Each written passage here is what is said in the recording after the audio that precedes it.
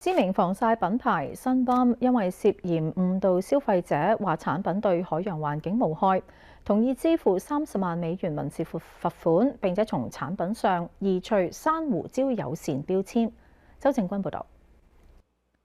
Santa Clara 縣指控知名防曬品牌新邦響含化學成分嘅太陽油包裝上面標示 Reef Friendly 珊瑚礁友善，係誤導消費者。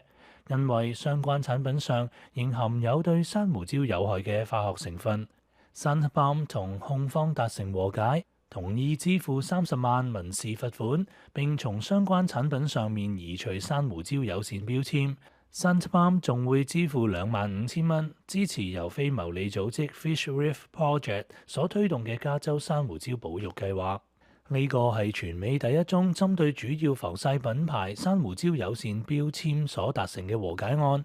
Santa Clara 縣地檢署目前亦對 Banana Boat 同 Hawaiian Tropic 兩大品牌提出類似嘅訴訟。地檢署自2023年開始調查，發現多間防曬產品製造商多年嚟都使用誤導性標語，銷售含有對珊瑚有害成分嘅化學防曬產品。另外，夏威夷、帛琉、佛羅里達州 Key West 等地亦都已經立法禁止含特定化學成分嘅防曬產品。控方強調，呢一次訴訟只係針對化學太陽油、礦物質防曬產品就被視為較環保嘅替代品。26台記者周正君報導。